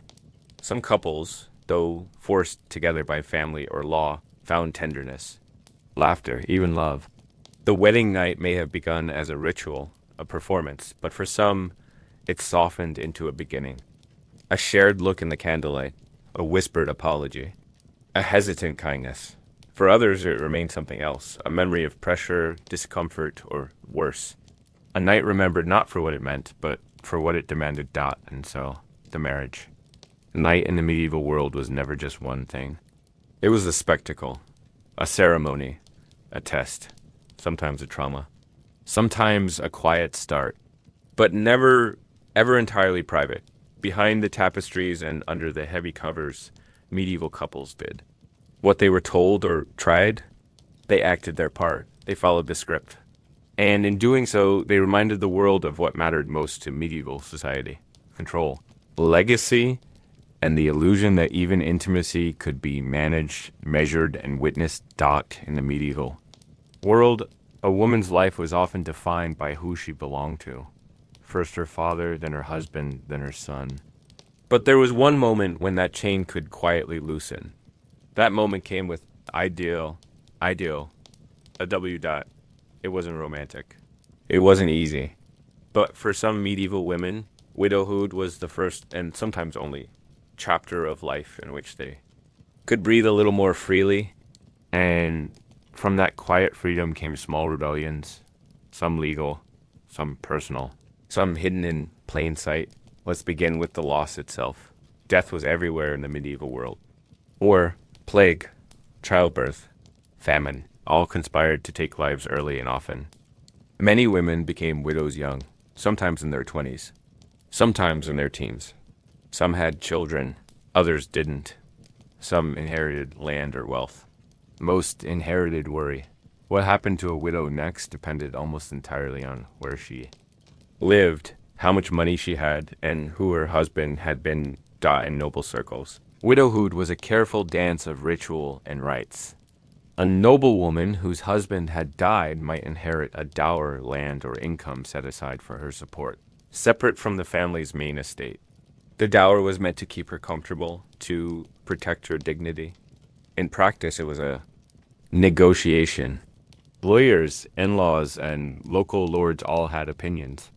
If she had no sons, or if her sons were still young, she might act as guardian or regent, temporarily holding power she never would have been allowed in marriage. For wealthy widows, this period could be unexpectedly empowering. They could manage estates, hire servants, make decisions. Some sponsored churches, others ran businesses. In Italy, widows became active participants in city economies, running textile operations or lending money. In England and France, some widows fought legal battles to defend their property or dower rights, and won, but not every widow was wealthy. Among peasants and townsfolk, the death of a husband could mean immediate poverty. A widow with no land and no trade had few options. She might move in with adult children, if she had any. She might remarry quickly, hoping for protection and a roof. Or she might fall outside the system altogether, becoming a beggar, a servant, or something worse. And then there was the question of remarriage. On paper, widows were free to remarry. The church allowed it, custom allowed it, But it was rarely simple. A noble widow might be pressured to remarry for alliance, a second marriage arranged just as her first had been. But if she had wealth or land, she might resist. Marriage meant surrendering control. A new husband could take everything she had, and so some women quietly refused. They stretched their mourning. They pled religious devotion. They found ways to delay Dot in towns and villages. Things were even more complex. A young widow might be considered available far too soon, subject to gossip, unwanted advances, or pressure from family. But others became desirable marriage candidates, especially if they had experience running a household or raising children. And then there were the quiet rebels, women who did not remarry, who lived alone or with other women, who turned widowhood into a shield. Some took lovers discreetly, free from the scrutiny that plagued younger girls. Some hosted gatherings, worked in trades, or became midwives and healers. They occupied the space just outside expectation. Not quite maiden, not quite wife, not quite nun. Their freedom was never total. They still faced suspicion. A widow who was too independent might be labeled unnatural, unruly, even dangerous. In some towns, older widows were accused of witchcraft, blamed for bad harvests, sick children, or storms. Their very independence became a threat, but many persisted. Quietly, cunningly. They used the tools available to them. Wills, gifts, alliances. They raised grandchildren. They took in boarders. They made themselves useful and unremarkable, all while shaping lives of quiet defiance. The church, for its part, had mixed feelings. Widowhood was a symbol of loss, yes, but also an opportunity for redemption. The ideal widow was pious, withdrawn, modest. She gave up jewelry. She prayed for her late husband's soul. She might donate to a monastery or enter a convent. Some did. Some did, single quotes, T-dot. There are stories of widows who wore black for the rest of their lives, who turned their homes into spaces of devotion. Others wore bright colors again within months, danced at festivals, and found laughter in the marketplace. One role was not more common than the other. Widowhood was a broad road, and each woman walked it differently. What unites these stories, though, is the sense of margin, of existing on the edge of a system. Widows were no longer girls. They were not anyone's bride. They could slip between roles, and in that slipping, some found a little air. A little time, a little control. For the first time, no one expected them to bear children. No one measured them by their virginity or their ability to obey. No one cared quite so much where they went or what they wore. They were left alone, and in the medieval world, being left alone was a rare and precious thing. And so, from the edges of town, from the upper floors of stone houses, from the corners of convent gardens, widows quietly watched the world turn. They remembered. They survived. They passed down stories. They kept the keys, and sometimes, without making a sound, they changed everything in the medieval world. There was no louder voice than the church. It rang out in the tolling of bells, echoed in the chants of monks, and whispered from the pulpits of every stone village chapel. The church shaped how people lived, how they loved, and how they thought about their own bodies. And nowhere was its influence more conflicted or more enduring than in the question of pleasure. S3X pleasure, in particular, was a matter of intense scrutiny. It was something everyone experienced, everyone wondered about, and yet everyone was taught to fear. For the church, pleasure was not a blessing. It was a test. Let's begin with the basics. The church didn't deny that people had bodies and that those bodies had urges.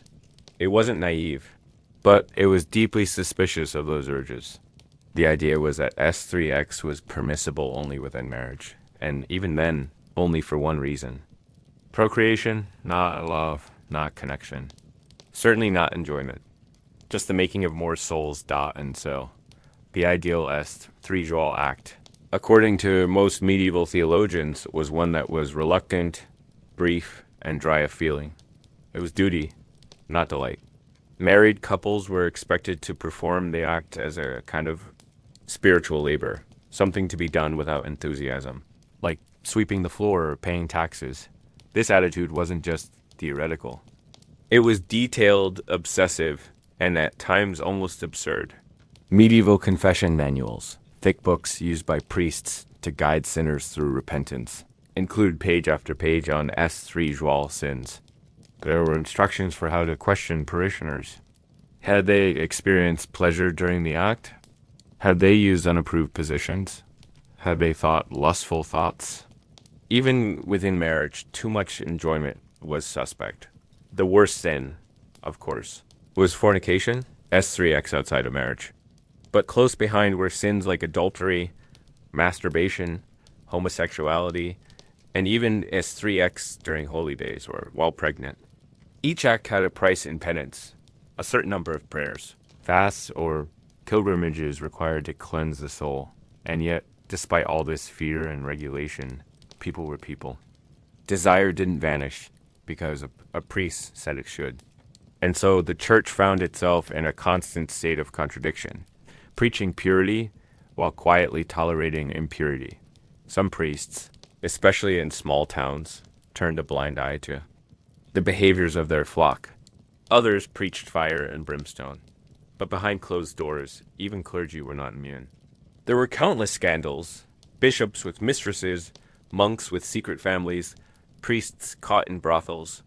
The very people who preached abstinence sometimes failed to follow it, thought this hypocrisy didn't go unnoticed. In literature, in song, and hushed gossip, people made jokes at the church's expense. But few dared to challenge it openly. The fear of hellfire was too strong that the theology behind this fear came largely from two sources, St. Augustine and St. Thomas Aquinas.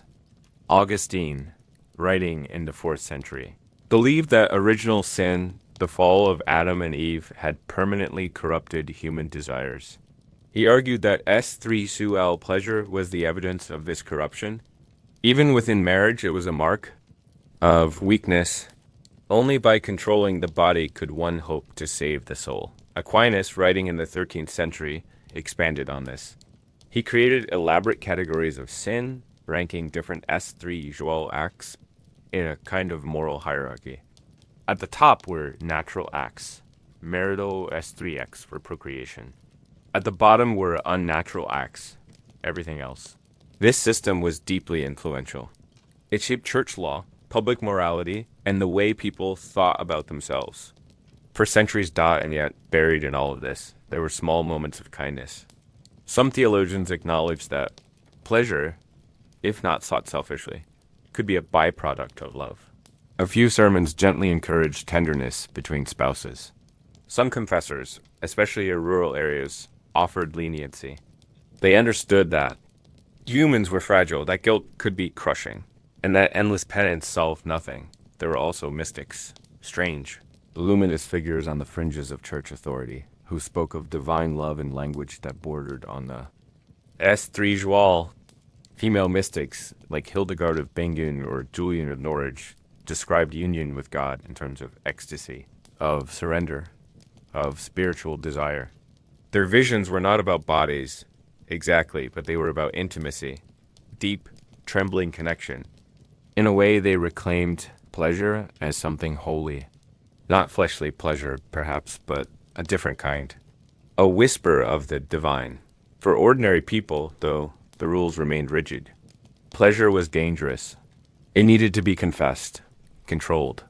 And so, generations grew up with complicated relationships to their own desires, ashamed of what they felt, unsure of what was allowed, constantly measuring their urges against impossible ideals.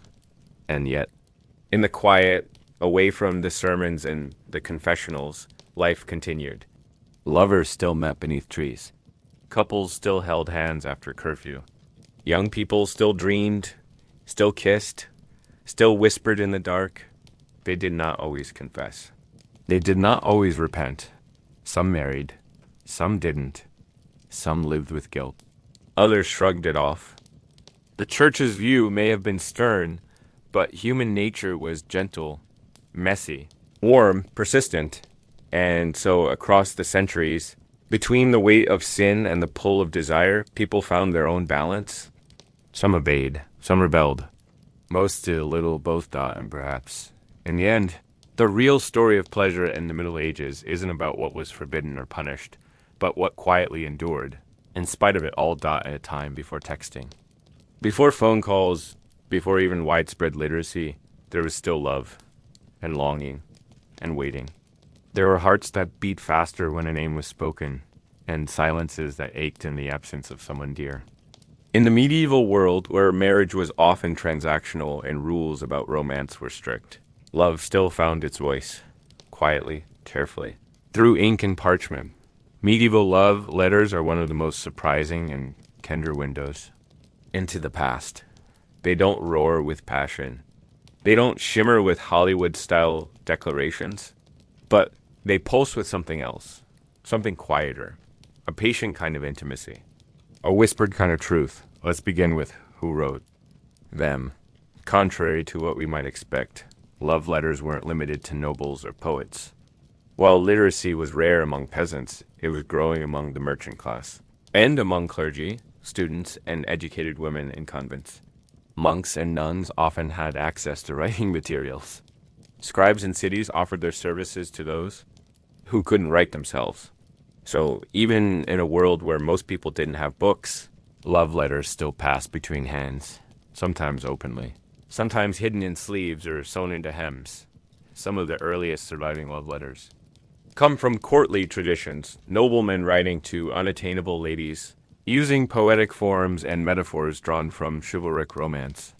These letters were stylized and filled with formal phrases. Your eyes are stars that burn my soul, or I am your humble servant, bound by the chains of your beauty.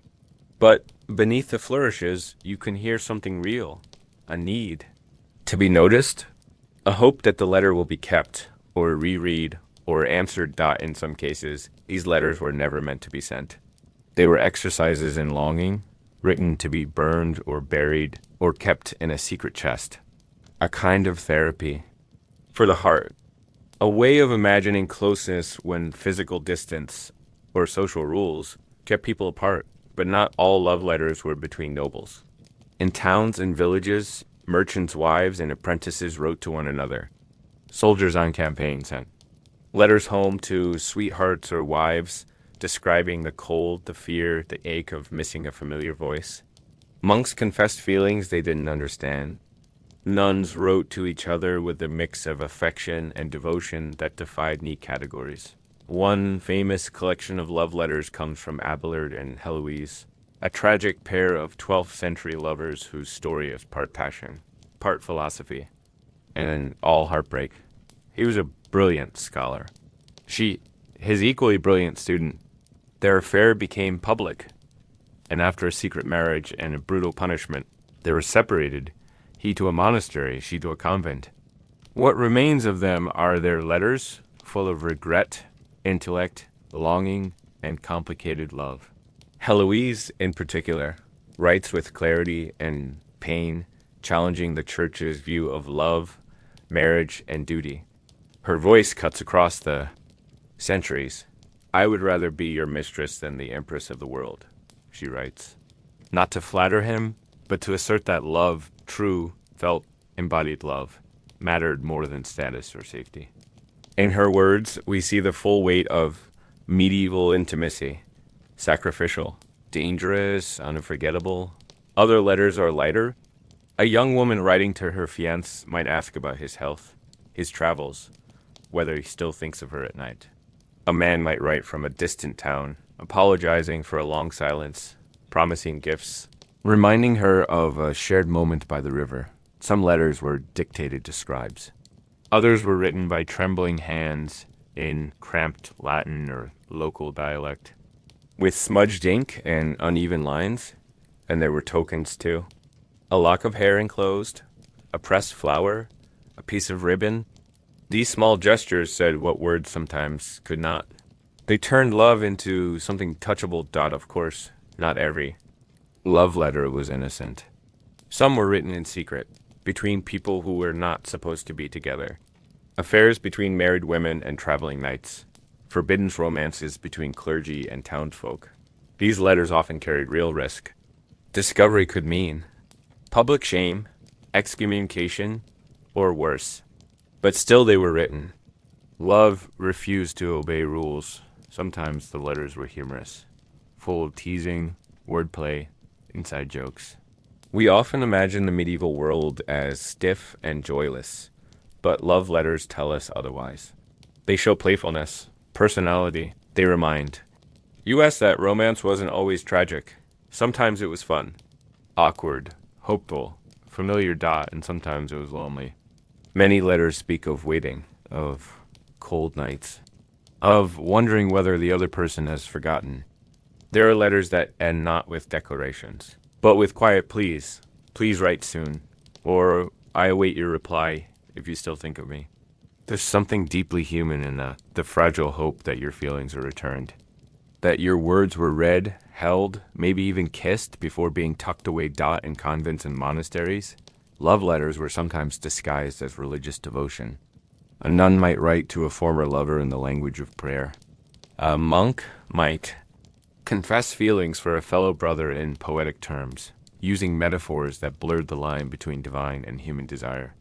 These letters reveal a kind of coded intimacy, a way of speaking love where love was forbidden. Most medieval love letters haven't survived. Parchment was expensive. Paper decayed. Many were burned after death, hidden away, or destroyed in war. What remains is only a glimpse.